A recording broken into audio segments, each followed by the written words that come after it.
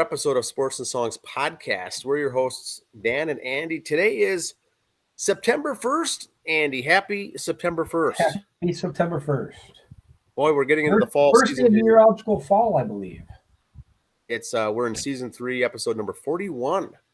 This is the songs episode, and we got a good one for you tonight for the listeners. Album review by Ratt. Always liked Ratt. I always did too, yep. Which album do you got today? Here's the album. The album today is Ratt's 4th studio album called Reach for the Sky. There it is. Love the Ratt album covers, always have. Now, this came out 1988.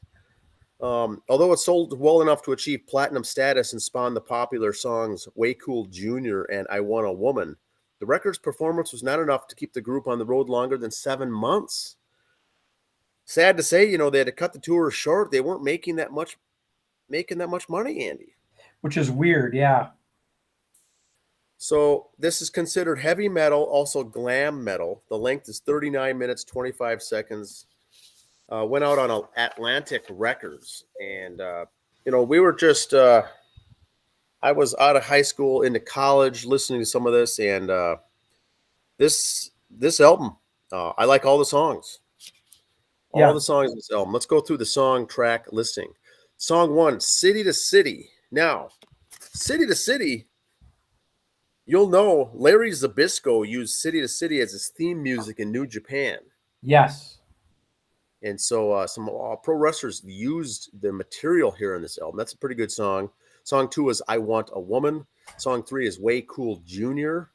Song 3, Don't Bite the Hand That Feeds. And song 5 is I Want to Love You Tonight. For the song Don't Bite the Hand That Feeds, pro wrestler Brian Pillman used that as his theme music. Yes. When WCW talent went on tour with New Japan Pro Wrestling. And so they had a lot of intro music here on this album. Song 2 was song Chain Reaction, No Surprise, Bottom Line, What It's Gonna Be, and finally, What I'm After. And here's the songs they released. This is 1988. They just came off of Dancing Undercover from 1986. Yeah. 1990 was Detonator, so they're doing every 2 years here. They released Way Cool Jr., and I remember when that came out, it had a bluesy feel to it, kind of a Memphis feel. Got a lot of airtime on the radio and on MTV. And then also they released I Want a Woman, another very good song. But they were scheduled to release What It's Gonna Be as a 3rd single. But the album tour, was slowing down. The sales were slowing off. They said, you know what, let's skip that. We're not going to release it. But on Detonator, on the B-side of the single Lovin' You's a Dirty Job, they released What's It Gonna Be. I did not know that. They released from an old album on the B-side of the current album for Detonator. Yeah, I knew they were doing that. Some bands back then, late 80s, were kind of re-releasing the old stuff to kind of save face. Yeah, so they, in doing so, they hope the listeners would go back and give Reach for the Sky a second listen. When they're on tour, they opened for promotional record tour included Great White, Warrant, and Kicks. Here's the personnel. Stephen Pearcy, lead vocals, one of my favorites. Robin Crosby, the late Robin Crosby, Warren DeMartini, Juan Crucian, bass, and Bobby Blotzer, drums. So I actually liked all the songs here. There wasn't a weak song. There wasn't a love ballad. To some extent, there was no instrumentals. It was all rockin' songs. There were some songs were slower, but 4th album went platinum. Not exactly ballad material, but slower songs, yeah. No, it was good. I listened to this, just over the week here, about 3 times, Andy. I gotta say, it's still fresh. Yeah, it's not like their songs were telling a story that are still true today. They were just good songs that are timeless, if you will. Do you have any other information on the musicians in the I band? do have a little bit on all of them. And we'll kind of go right down the line here. Stephen Pearcy, first of all. Next Friday, September 9th, Rocktember up at Grand Casino Hinckley. He'll be up there. He's still touring. If you see Stephen Pearcy lately, he looks a little tough.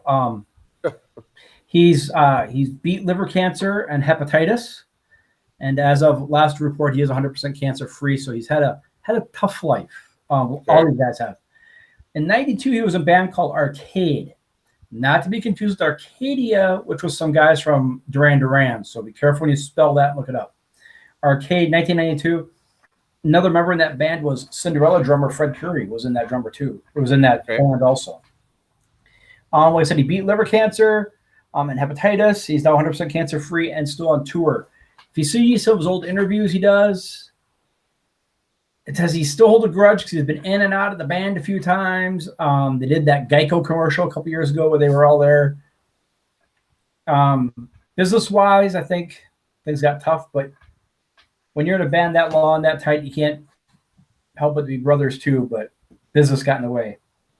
Robin Crosby, the King, they called him, passed away June 6, 2002 because of complications of AIDS.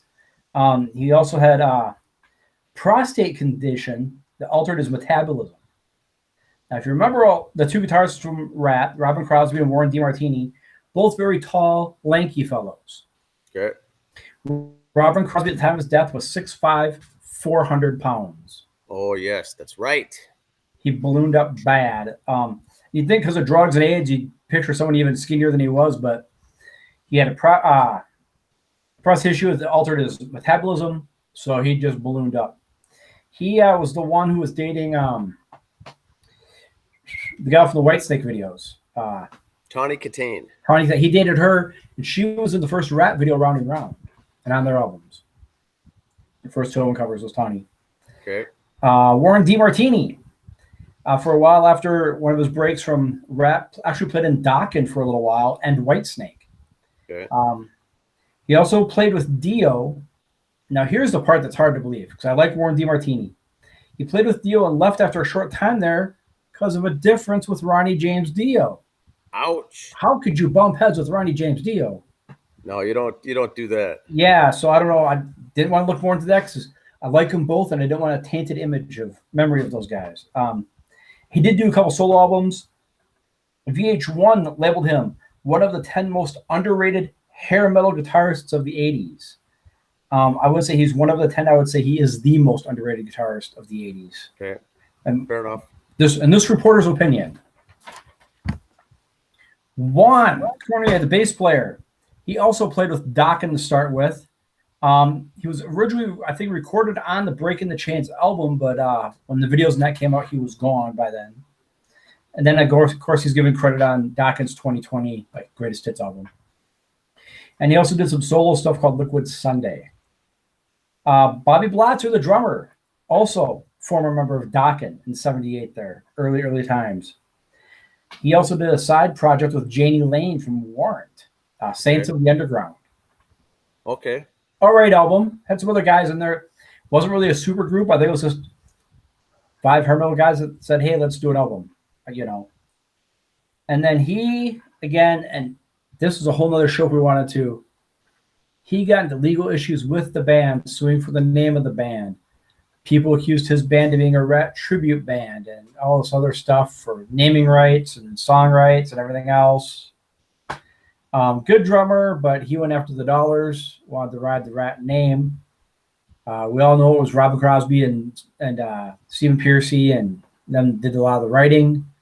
Not saying Bobby didn't have say in the writing or didn't have writing credits, but it wasn't his brainchild, his baby. But he sued, he won, he toured under the name Ratt or Bobby Blazzer's Ratt or something like that for a while. Kind of like with Jeff Russell's Great White, Yeah. One of those things. So if you see Ratt, watch it carefully. Don't expect stuff. Stephen Pearcy has done solo stuff. I'm sure he still does some of the Ratt songs. I'm sure he's got rights to them, like any other singer when they go out. Because most singers do get rights to the songs, with the exception, I think, of Sebastian Bach from Skid Row. Not sure how much Skid Row stuff he does, but he's got rights too. But now, what's the name of that band? Saints of the Underground. Saints of the Underground. Okay, that could be a good album review in the future. Yes, that would be a nice one. A nice one, as we're coming up on that time. The kids are back at school. You're gonna have some free time on your hands. Check it out. Janie Lane on lead vocals from Warrant. A big Warrant guy. In fact, Ratt is one of those. I always refer to him as "Oh yeah" and Ratt. Yeah. Meaning, name your 5 favorite band from the '80s. For me, it'd be Kiss, Twisted Sister, Warrant, Dokken, Cinderella. Oh yeah, and Ratt. Yeah. You ask anybody to name their 5 favorite bands, they'll name 5, they'll go, oh yeah, and Ratt. It's true. It's kind of an also mentioned. Yep. So never had another number 1 album, never had a top 10 album or single, but still all very good songs. They were never, like we said before in our pre-show meeting, I never considered them a glam metal band. They were just a rock and roll, hard rock band. You could say they maybe got a little flashy with clothes for a while, but that was a sign of the times when 85 and 89. If you want to do an MP, that's it. Hitting it pretty good right now. His health is better. If you look at old interviews with him, he's got some good stories to tell. Again, not really ripping on the guys, but just kind of saying it what it is. They've all done books on it too. Hey, here's our side of the story. Here's my side of the story. They're good for the read. You make up your own mind on it. I can read them, tell what they say, but you know what? I still love the band. I don't care if one of them turns out to be a jerk or not. Still love the music. Yeah, that's true.